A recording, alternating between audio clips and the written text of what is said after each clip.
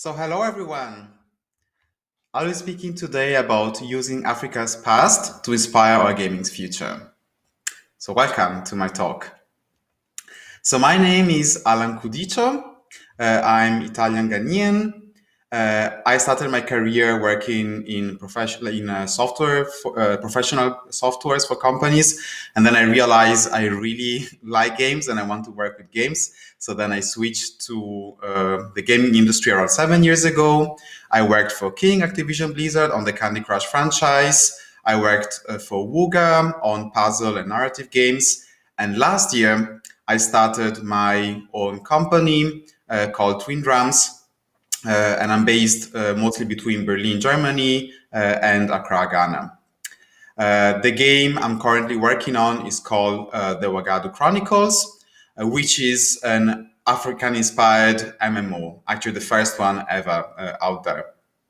So everything from kind of the lore to the mechanics and so on are inspired by different cultures around the continent. So I'm going to start a bit with like a thought exercise. I did a lot of research when I was preparing for the Wagadu Chronicles for the game, and I found some interesting parallelisms. So if you think about video games inspired by the West or by Europe, imagine like if most European-inspired games had wolf hunting, or they were inspired by the Balkan Wars, so kind of fighting between European countries. Or imagine if North American US games were mostly inspired by bison hunting, or like elk hunting somewhere in North America, or by the war on drugs. These kind of terrible conflicts that are happening in the US currently. Now, this is a bit the situation that has been going on for many, many years when people think and look at games inspired by Africa. You'll often find games either about white people going to Africa hunting game and looking for animals, or unfortunately, when you have people, very often it's about conflict or pandemic or even zombies. So this is often ways how in the last years Africa has been represented in video games. And that's something which is really unfortunate because representation really, really matters, and especially this last year is something that, not just Africans, but Black people all over the world have been really, really aware of, and it's a topic that even other people from, everywhere are starting to realize, representation really matters. And imagine when you are a child and you're watching TV, reading books, listening to fairy tales, the way people look like in these stories, the characters, the protagonists, the stories themselves, the visuals, the music, everything really affect you. We all know if we think back at like our favorite movies, our favorite video games, we realize those affected us, right? So what I was talking about before has an impact.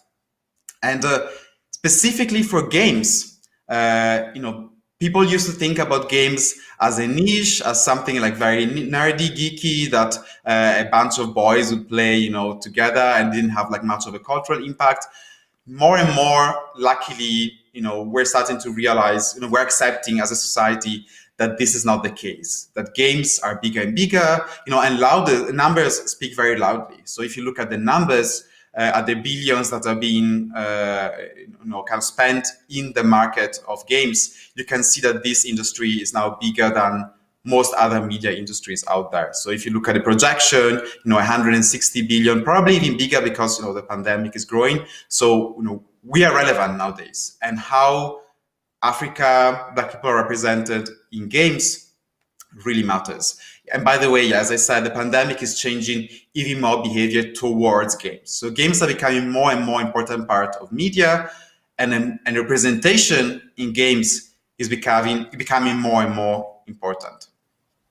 So, I mentioned, I said I'm going to talk about, the past and how this affects games. So if you look at the 80s, for instance, when, first consoles were coming out, beginning, leaving aside like the very first steps of the industry, the 80s can be seen as like kind of the beginning of more commercial gaming. One of the first, if not the first, role-playing game out there is Dragon Stomper, which is, as you can see from the cover, heavily inspired by Western medieval times, European mythology. If you go from King Arthur to the French knights and so on. And this type of inspiration is important. Our past, and specifically the past of the developers, of the European descended developers who created these first role-playing games and many other genres, has affected the gaming industry and games all the way to today. So you have still a lot of amazing games that still have that very historical inspirations that you could see in the 80s or even in the 70s. And I think what's fascinating as well, that as gaming kept on spreading around the world, and I would say the first known Western developers who started making games, are the Japanese, basically. And when Japanese people started creating their own games, they were using that very same past, kind of the Western past. Yes, there's some adaptation, but even Zelda, if you look at it, is still mostly European castles, knights, swords. So this type of impact has been fundamental, the mythology, the history behind the first role-playing games and video games in general. And I think if you look at Japanese video game history, there's something very interesting. I think there's a special moment in the 80s that happens when you have this game called Far East of Eden, which is kind of the first role-playing game, video game inspired by medieval history, medieval Japanese history, so not just Western history. And that kind of creates opens a first window into what games and this part of media can look like if it doesn't look only at white people's history, but other people's history as well. And I think this type of step has been so important that now you even have Western developers in the US creating something like Ghost of Tsushima, which, when I saw it the first time, I even thought who's the Japanese developer behind this? And I realized actually, no, it's American developers, and Japanese people say that this game is very well done. So they have managed to bring in a new culture into this global media of gaming to the extent that even people from other parts of the world are now using it as a way to communicate. And you could say that a character, a trope like the samurai, at this point is as powerful as the Western armored knight. So thanks to media, Japanese media, and games as well, as I've showed you since the 80s, now mainstream media has expanded its perception of what mythology looks like, of what warriors look like, as what castles look like, as what traditional clothes look like. So I think this is a very interesting example of why representation is very important within games as well. And if we look at our continent, of course, there's a different history from Japan. Like most African countries have had colonization, which has had, a very deep and troubling impact on the continent. And that is, not just the loss of political control, but the loss of lots of heritage. So a lot of architecture got destroyed.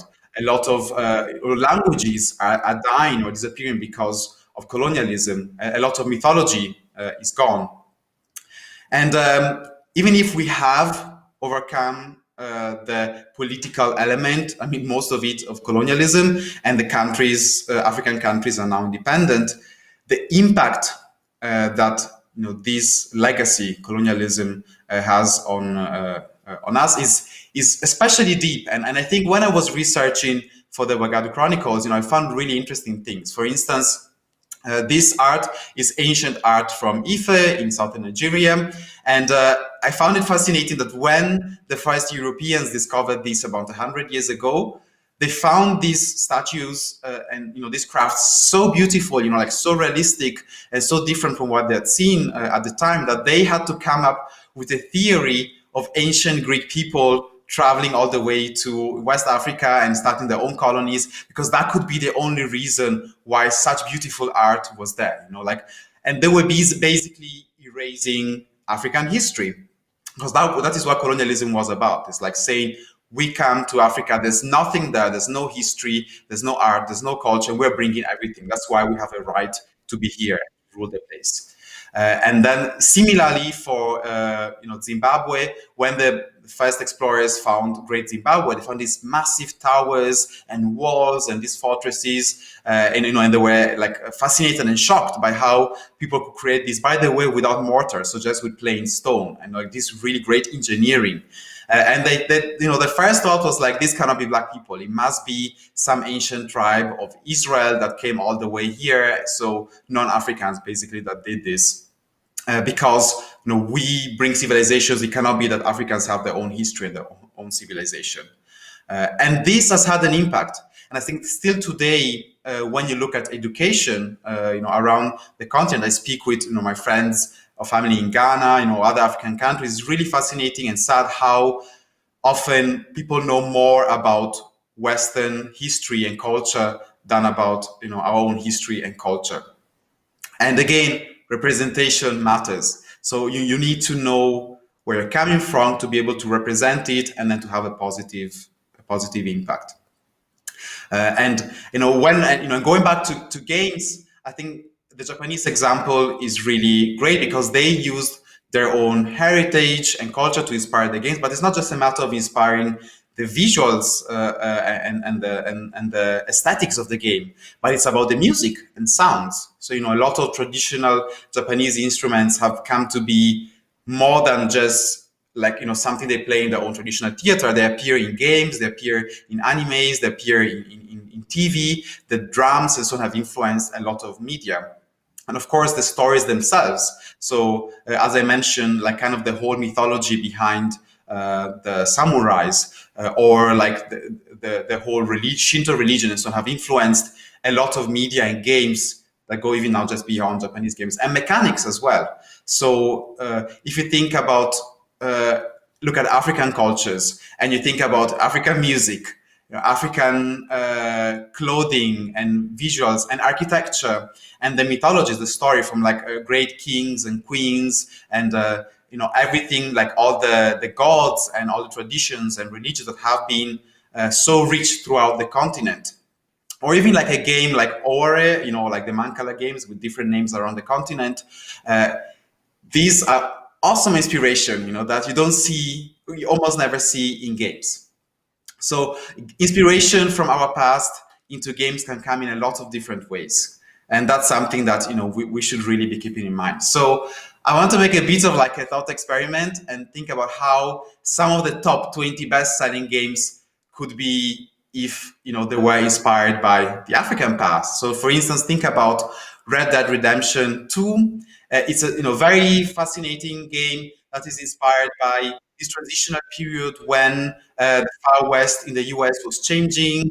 Like these bandits were kind of like losing their own world, they were losing their own opportunities.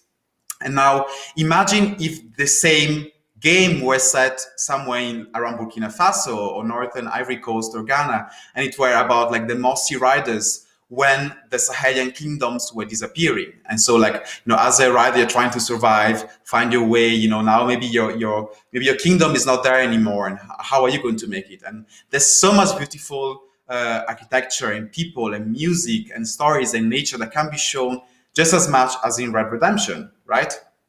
Or how about a fantasy game like Skyrim, which has this beautiful Scandinavian-inspired world and cities and fortresses and magic and weapons and great NPCs and so on.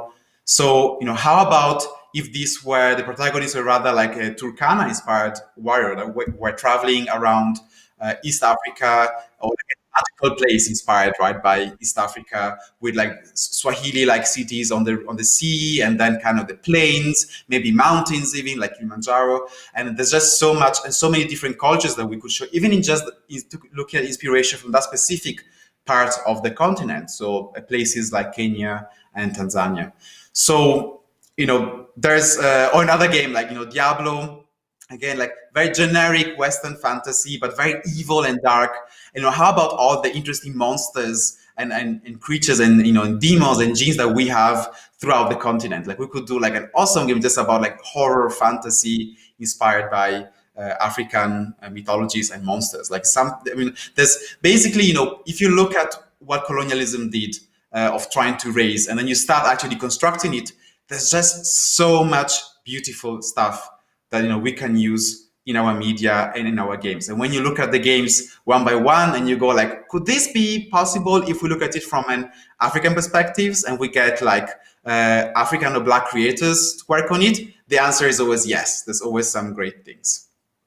So I'll speak a bit of, like, then, how I tackle this and how my team at Twin Drums is currently doing it. So it's not just kind of imagination. It's not just like a pipe dream. I and the team, we actually sat down and said, like, let's do this. Let's create a video game that is like unapologetically Black and African inspired.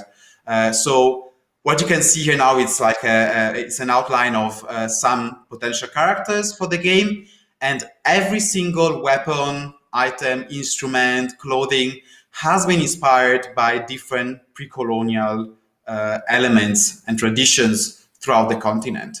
And once we're doing this, we were just overwhelmed by the amount of awesome references and things that we could find. And so, like, just the more I've been working on this project, the Wagadu Chronicles, the more I've been realizing, I've been hoping even other people just pick up this and do something with this, because there's just a lot. It's the opposite of what we've heard in the previous decades of, like, Africa is just hunting grounds and it's just bad war-torn country and pandemic and illness. There's just like so much more, and we know it, but the world doesn't know. And when you start researching and you want to show more of this, just even you yourself realize there's just a lot.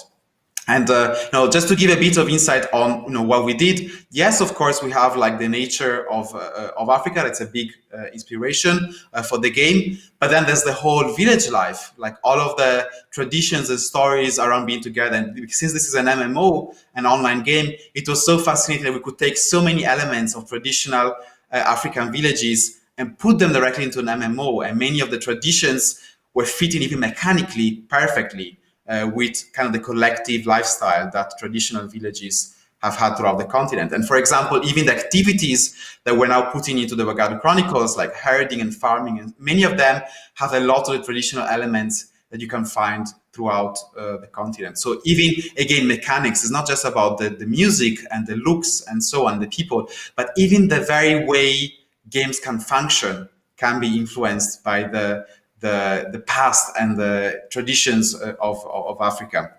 So the more we're building, the more it's coming out. It's been really amazing, and of course the mythology and the fighting, the spirits, the ancient wars. There's been a lot. And looking outside, like so far I've told how this has been like a great journey for us, and how Twin Drums, me personally, have been discovering so much. But even looking outside, at some point, beginning of this year, I said, okay, we need to start testing this and see if there's an audience, because we know it's great, we're happy, we're enthusiastic, but how about the rest of the world? Because so far, the games have been inspired by Western, maybe a bit of Japanese traditions, but we haven't seen African before. So this is the screenshot of a Twitter post made beginning of this year, just with a concept and some art about the game, saying like, hey, we're making this game, is going to be an MMO inspired by African cultures. What do you think?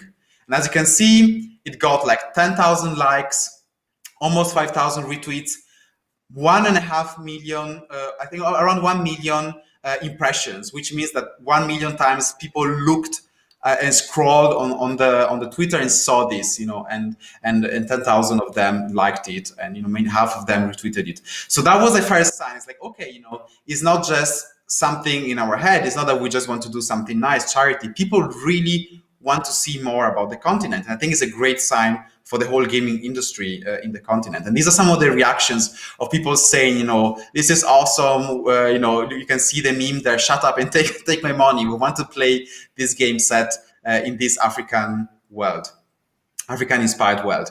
And by the way, we continued with this, with our Twitter account, talking about even not just fantasy, but real African history. Like you can see here some examples of like talking about like Black people traveling to Europe, Black people in the medieval Europe, or like African sexualities before the arrival of colonial powers. And people have been really curious and want to know more. And not just people, but media as well. So you can see here The Verge got really interested and then published an article which brought us a lot of interest into the game. So this is one of the biggest tech magazines out there, and just looking at us online before the game is even released, they said, wow, this is interesting. We want to know what was this story of like African video game. We want to know more about this. And another thing that we did, again, trying to see, is this, can we bring more Africanness into gaming and into the world? We created a book, a PDF it's just about the lore of the world of Ouagadougou. So basically, it's about the history and the characters and the monsters and the kingdoms and the cities and everything and the gods and everything. And then we just put it out there for free, and we thought, let's see what happens. And by now, like there's been more than 50,000 downloads. So people are really excited. And by the way, most of these downloads, of course, some of them are in Africa or like black people in the US and in Europe, but most of the downloads, most of the clicks on Twitter and so on are people from other countries or, other ethnic groups, white people, Asian people, who are curious and want to know more about us, about the culture, and want to see them and play them in games. So, this is, I'm giving you some numbers so you can see this is not just an idea, but it's something that's happening. And as another step, so even more tangible, we went to Kickstarter, ended a Kickstarter campaign last month, because we said, maybe we can convert this and monetize it as well. So more than just clicks. And as you can see here from one of the articles that covered us, we raised almost $200,000 by proposing, the African-inspired fantasy world and video game of Ouagadougou on the Kickstarter platform. So this is not just people clicking and saying, oh, this is so cool. It's people actually putting their money into, hey, we want to play something African inspired. We want to see you bringing your past, your cultures, your traditions into games, and we want this to happen. So as another additional steps, the developer of League of Legends, Riot Games, so one of the biggest developers out there, one of the biggest American developers, saw this and said, even, by the way, this happened just slightly before the Kickstarter. So they already saw us on social media and said, like, hey, this is really awesome. Like, we're really liking what you're doing. We've had conversations, and now they're joining and backing us as well, officially. And this is massive for us, of course, because this is allowing us to continue working on the project and to get to release the game in 2 years together with the Kickstarter funding. And again, this went from like just me sitting down in my room saying, like, why is it that people are playing? Why is Africa only safaris and war and pandemics? Can we do something better? And as I've been working on this in the last couple of years, this is the validation I'm getting. So I'm showing you to say, like, hey, people want to, their eyes are on the continent. People want to see more of this. And, I want to show you Black Panther as well, because I remember when I went to see Black Panther at the cinema. I was here in Berlin. Basically, I think every black person in Berlin went to the cinema. We're cheering, we're all happy. But I remember some of my white friends were like, is this just going to be like one-off? People are curious to see this once, but then that's it. Maybe this is not going to happen again. And I disagree. I think what happened with Black Panther is the beginning of something, of a renaissance, of a growth. And if you look at books, there's like interesting writers, African, American, Africans on the continent, selling more and more books that are really African, they're Afrofuturist, Afrofantasy, modern African. It's happening. Like, it's happening in movies, it's happening in books, and of course, it's happening in gaming as well, slowly. And gaming is kind of the last. We're a bit slow, so there's so much of an opportunity there. But it's a sign. It's a sign of, as in the past, Japanese media made through games as well, made it into mainstream, and now like the eyes are on samurais as well. This is happening for Africa too. So as kind of I'm getting to wrap up this talk, I just want to say that we are getting that we haven't released the game yet, but the signs, as you can see, are already awesome. And I think the Africanness of the game has not been a hindrance, but has rather been one of our strengths, one of the things that has made this game, the Ouagadougou Chronicles, so far a success even before release. And the continent, is so big. Africa, is one of the biggest continents in the world. There's so much culture, so many countries, so much history. I'm just excited and curious to see more of these events like the one happening now, to see more African developers on the continent creating their own content, and not just content, not just games, but games that are quintessentially African and that can bring a bit of these experiences and these stories and these traditions and even about the future of the continent into the world, into media. So I'm really excited about this. Just if you have an idea, this is the time. Go for it, really. So thank you so much for listening. And as I said, like I'm really looking forward to seeing what's coming next from the continent, what the next big thing is going to be. And if you have any questions, you need any support, you want tips, you can find me on Twitter. These are the handles. And I'm super happy, to be part of this journey and to support and to learn as well from everyone else as we are growing and becoming more of like, a strength out there in the gaming industry. So thanks again.